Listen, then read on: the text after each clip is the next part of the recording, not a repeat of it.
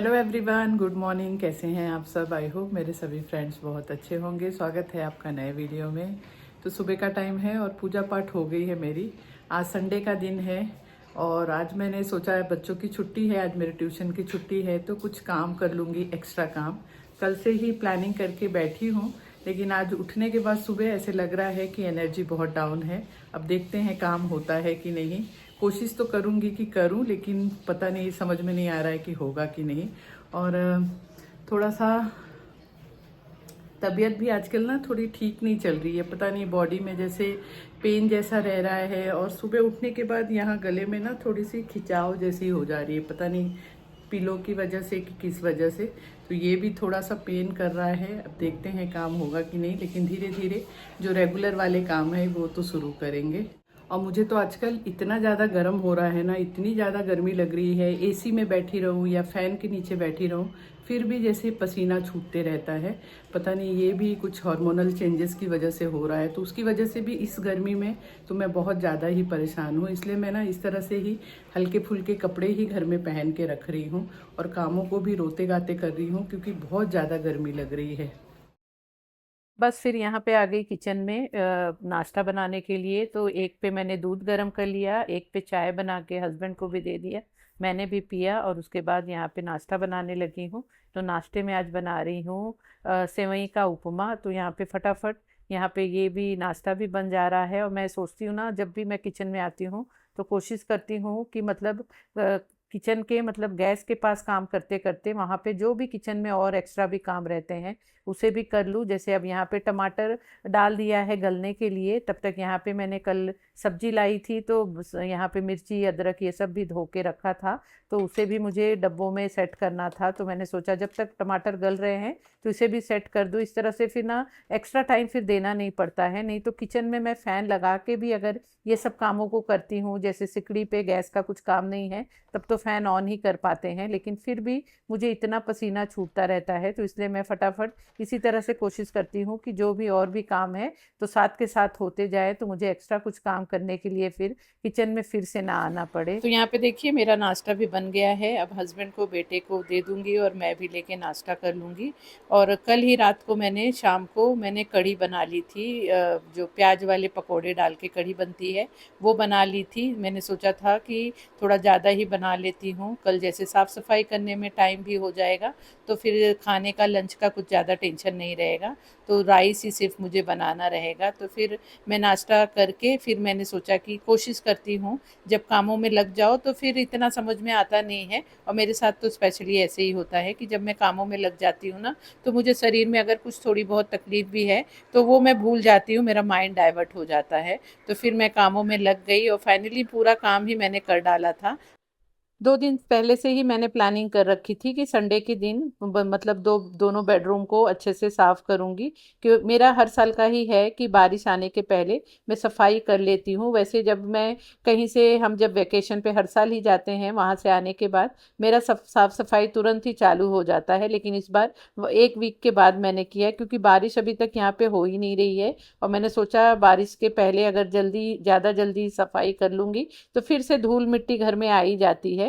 तो मैं सोचती हूँ कि जो गर्मी में पूरी धूल मिट्टी हमारे विंडो के स्लाइड पे या फर्नीचर पे कोने में यहाँ वहाँ हुए रहते हैं, तो उसे मैं बारिश के पहले ही साफ कर दूँ। इस तरह से साफ करने की वजह से ना फिर जैसे बारिश जब होती है तो फिर वो एक मॉइस्चर जैसा घर में हो जाता है, और उसकी वजह से जो भी जैसे झाले होते हैं, जो भी धूल मिट्टी होती है, वो गीला गीला होके ना मतलब दीवार पे फर्नीचर में हर जगह चिपक जाता है। आप लोगों ने भी नोटिस किया होगा। और विंडो विंडो में जैसे धूल मिट्टी लगी रहती है, तो जब बारिश पड़ती है तो हवा के साथ बारिश रहती है, तो उसके छींटों से ना पानी से पूरा विंडो मिट्टी से जैसे सना हुआ लगता है। तो इसलिए मैं कोशिश करती हूँ कि पहले से ही ये सब साफ सफाई करके रख दूँ। तो सबसे पहले मैंने छोटे वाले बेडरूम से स्टार्ट किया। मैंने कर्टन भी निकाल दिया है। अब कर्टन तो कल ही धोने को वॉशिंग मशीन में डालूंगी, क्योंकि पानी तो प्रेशर वाला पानी तो मॉर्निंग में ही आता है। तो यहाँ पे कर्टन वर्टन भी चेंज करूंगी। और इस तरह से चीज़ों को चेंज वेंज करते रहो ना, साफ़ सफाई करते रहो, तो मतलब अच्छा भी लगता है, खुद को भी अच्छा लगता है, घर देख के भी अच्छा लगता है, और कोई हमारे घर में आता है तो उसे भी अच्छा लगता है। तो यहाँ पे पहले वैक्यूम से इस तरह से पूरे विंडो के स्लाइड साफ़ कर ले रही हूँ। और आप देख सकते हैं, ऐसे देखने पे समझ में नहीं आता कि मतलब चीज़ें गंदी हैं। वैसे जो यहाँ पे मेरे विंडो के स्लाइड में एक नेट वाली जाली है, तो उसे तो मैं निकाल के ही टाइम टू टाइम धोती रहती हूँ, और इतना वो साफ रहता है ना कि पता ही नहीं चलता कि वहाँ पे नेट वाली स्लाइड लगी हुई है। लेकिन फिर भी इस तरह से जब साफ सुथरा करने चलो तो थोड़ा बहुत धूल मिट्टी गंदगी तो दिख ही जाती है, लेकिन स्लाइड में तो खूब सारा मिट्टी बैठा है, तो उसे इस तरह से वैक्यूम से जब साफ कर लेती हूँ तो अच्छे से पूरा साफ हो जाता है। और हम सभी लेडीज़ अपने घर में इस तरह के रेगुलर काम तो करते ही रहते हैं, घर को साफ़ सुथरा भी करते रहते हैं। लेकिन मैं स्पेशली ये सब वीडियो आप लोगों के साथ इसलिए शेयर करती हूँ क्योंकि मुझे आप लोग बहुत अच्छे अच्छे आपके कमेंट आते हैं कि दीदी आपका काम करने का तरीका, आपको आपका घर मैनेज करने का तरीका हमें बहुत पसंद आता है, हमें मोटिवेट करता है। इसलिए मैं और ये इस तरह की वीडियो आप लोगों के साथ शेयर करती हूँ, जब भी स्पेशली इस तरह से डीप क्लीनिंग अपने घर की करती हूँ। हमें मतलब हम एक दूसरे का जब देखते हैं ना, तो हमें और जैसे एक मोटिवेशन मिलता है, एक जोश आता है कि हम भी अपने घर को अच्छे से साफ सुथरा करें और व्यवस्थित रखें। इसलिए मैं इस तरह की वीडियो स्पेशली आप लोगों के साथ शेयर करती हूँ और आप लोग पसंद भी करते हैं।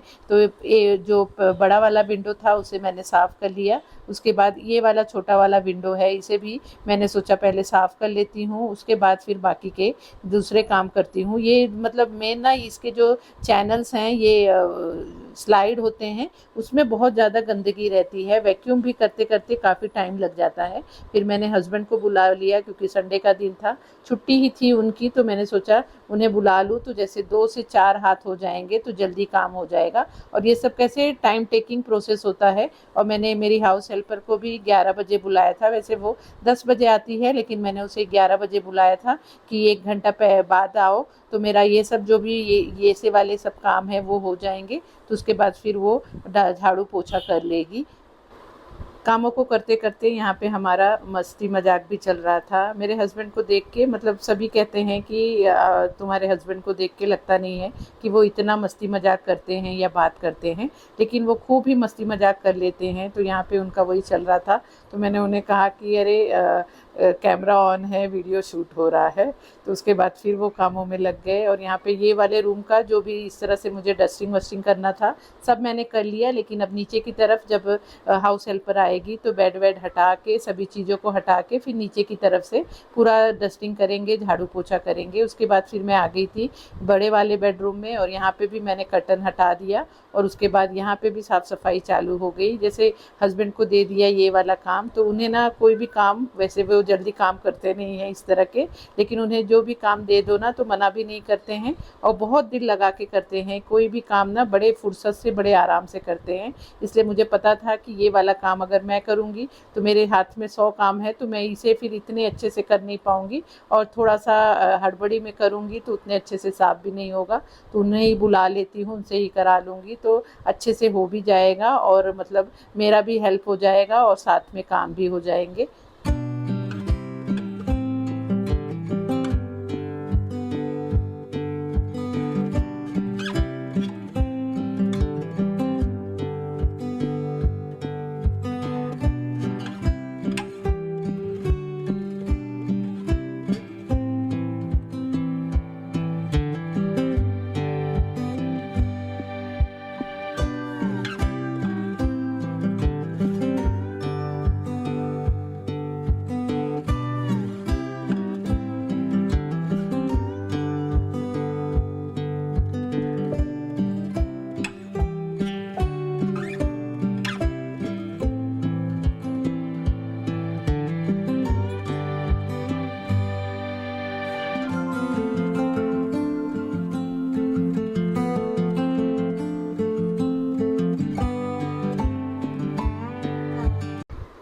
आज सुबह जैसे मुझे लग रहा था, मैंने आप लोगों से बताया कि बिल्कुल मतलब सुबह के टाइम एनर्जी नहीं थी कि आज मेरे से जो भी मैंने प्लानिंग की है वो मतलब पूरी नहीं हो पाएगी। लेकिन आज के दिन जो भी मैंने सफाई की वो बहुत ही ज़्यादा अच्छे से हो गई और बहुत मतलब फुर्सत में मैंने किया, ऐसा नहीं कि कुछ जल्दबाजी में किया, बहुत अच्छे से मैंने किया। तो यहाँ पे इस तरह से एक एक चीज़ों को, जैसे दिवाली के टाइम हम एक एक कोने को हर चीज़ को साफ़ करते हैं, उसी तरह से मैंने यहाँ पे सफाई कर ली। मैंने डोर भी, दोनों डोर को भी पोंछ लिया था, क्योंकि यहाँ पे भी बहुत सारे धूल मिट्टी बैठ जाती है और मेन जो हैंडल होता है हमारे डोर का, उसमें मतलब उसे खोलते बंद करते हुए वहाँ पे भी थोड़ी बहुत गंदगी रहती है, कालापन रहता है, जो कि वैसे देखने जाए तो नहीं दिखता है, लेकिन जब मैं क्लीन कर रही थी तो मुझे समझ में आया कि हैंडल के पास भी काफ़ी सारी गंदगी हो गई है।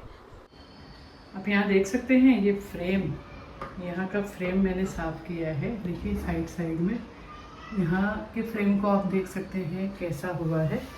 और इस तरफ देखिए, अभी मैंने जो नहीं साफ़ किया है, वॉल भी मेरी काफ़ी गंदी हो गई है, इसे मुझे पेंट कराना पड़ेगा। और अभी इस तरफ के फ्रेम को मुझे, ये जो वाइट वाला है, इसे साफ़ करना है। और इस तरफ का देखिए मैंने साफ़ किया है। थोड़ा सा फ्लिकर हो रहा है कैमरे में, पता नहीं क्यों, लेकिन आप देख सकते हैं कितना मतलब साफ़ हो गया है। सिंपल सा ये स्क्रॉच बाइट से ही मैंने साफ़ किया है। फ्रेम भी मतलब काले पड़ जाते हैं धूल मिट्टी लग के।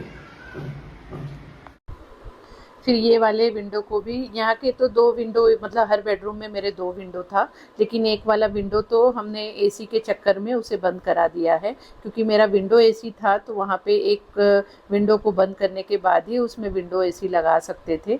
तो यहाँ पे सिर्फ एक ही ये विंडो चालू है, तो इसी को फिर मुझे साफ़ करना था।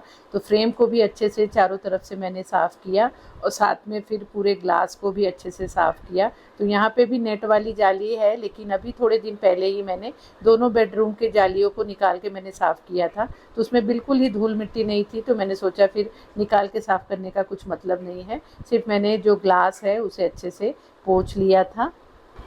और आराम से 9 बजे मैंने ये सब स्टार्ट किया था और 2 घंटे में मतलब 11 बजे तक पूरा दोनों बेडरूम का ऊपर से जो भी डीप क्लीनिंग करनी थी, ये सब जो मेजर काम थे ये मेरे पूरे हो गए थे। उसके बाद मेरी हाउस हेल्पर आई, तो उसके हेल्प से फिर मैंने सभी फर्नीचर यहाँ वहाँ हटा के उससे झाड़ू पोछा करवाया और ये सब काम फिर मेरे हो गए। उसके बाद फिर मैंने सोचा कि अब कर्टन लगा दूँ, बेडशीट बिछा दूँ। तो पहले मुझे डिसाइड करना था कि मतलब कौन से कर्टन लगाऊँ। इस तरह से थोड़े बहुत मेरे पास कर्टन के कलेक्शन जमा हो गए हैं, जो 1-2 मैंने बनाया भी है, 2-4 मैंने बाहर से ख़रीदा भी है ऑनलाइन। तो उसमें से फिर मैं इस तरह से, जब है चीज़ें तो उसे यूज़ करना ही चाहिए, तो मैं थोड़ा सा 2-3 महीने में इस तरह से फेरबदल करती रहती हूँ। तो अच्छा भी लगता है, थोड़ा सा घर का भी लुक चेंज हो जाता है और हमें भी एक रिफ़्रेशमेंट लगता है, चीज़ें थोड़ी सी बदल जाती हैं तो।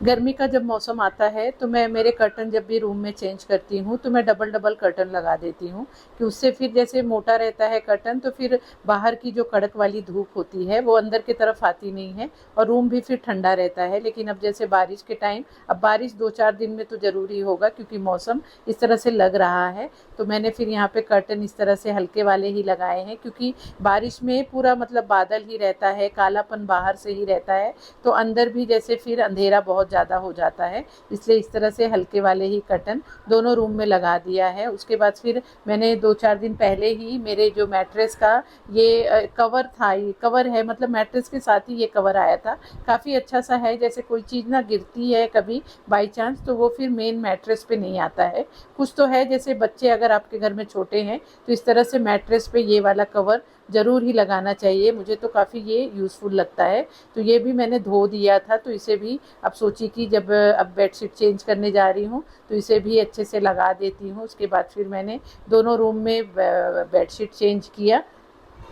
आज मैं पूरी वीडियो को फास्ट फॉरवर्ड करके ही एडिट की हूँ, क्योंकि वीडियो इतनी लंबी थी कि अगर मैं पूरा दिखाने जाती एकदम नॉर्मल मोड पे तो बहुत ज़्यादा लंबी वीडियो हो जाती, इसलिए मैंने थोड़ा सा फास्ट फॉरवर्ड करके ही वीडियो बनाया है। और जैसे वीडियो बनाते समय, एडिट करते समय मुझे ऐसे लग रहा है अगर इस तरह से हम फटाफट इस तरह से ही स्पीड में काम करें तो सोचिए हमारे घर का काम कितने जल्दी ख़त्म हो जाए।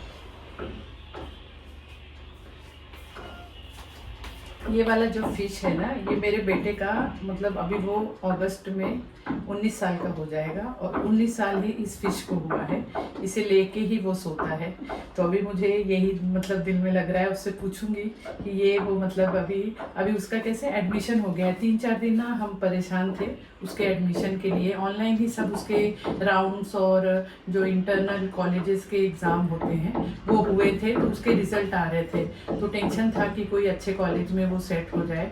तो फाइनली भगवान की दया से उसके अच्छे कॉलेज में एडमिशन हो गया है। उसके ड्रीम कॉलेज में एडमिशन हो गया है। एक्चुअली जो कॉलेज उसे चाहिए था वही कॉलेज उसे मिल गया है। अब वो स्टेट चेंज करके मतलब दूसरे स्टेट में पढ़ने जाने वाला है। 4 साल के लिए वहाँ हॉस्टल में रहेगा। मुझे मतलब दिल, मतलब जब सोच रही हूँ ना तो दिल मेरा बैठ जा रहा है कि कैसे रहेगा, क्योंकि 19 साल का होने जा रहा है और कभी एक 1 नाइट भी वो कहीं हमसे दूर कहीं भी गया नहीं है। तो अभी दिल में ऐसे ही लग रहा है कि कैसे वहाँ क्या करेगा, कैसे रहेगा, वही सब चीज़ें दिमाग में चल रही हैं। अभी उसकी भी तैयारी शुरू करनी है, शॉपिंग वॉपिंग भी उसे कराना है, क्योंकि अगस्त के मिड से उसका कॉलेज स्टार्ट हो जाएगा। तो हमें जाना भी पड़ेगा फर्स्ट टाइम उसे वहाँ पे उसके हॉस्टल में, उसके कॉलेज में उसे सेट करने के लिए। तो अब ये सब चीज़ें दिमाग में चल रही है। और मेरे से ज़्यादा तो मेरे हस्बैंड बहुत ज़्यादा टेंस हैं कि कैसे वो मैनेज करेगा, कैसे रहेगा। वैसे बच्चे अब बड़े हो गए हैं तो वो मैनेज कर लेंगे हर चीज़, बच्चे आज के स्मार्ट हैं। लेकिन माँ बाप का दिल जैसे कि मानता नहीं है कि कैसे वो क्या करेंगे। वो बीटेक करने जा रहा है, तो बीटेक के लिए 4 साल की तो उसकी पढ़ाई है, तो 4 साल उसे वहीं रहना पड़ेगा। तो जैसा जो भी होगा आप लोगों के साथ भी ज़रूर शेयर किया करूँगी। सो फ्रेंड, ये था मेरा छोटा सा वीडियो। आई होप आपको वीडियो अच्छी लगी होगी, आपको पसंद आई होगी। वीडियो कैसी लगी प्लीज़ कमेंट करके ज़रूर बताना। वीडियो अच्छी लगी हो तो वीडियो को लाइक शेयर भी ज़रूर करना। और अगर आप पहली बार मेरे चैनल पे आए हैं, मुझे पहली बार देख रहे हैं, तो चैनल को ज़रूर सब्सक्राइब करके जाना। तो मिलते हैं फिर नए वीडियो में। Bye bye.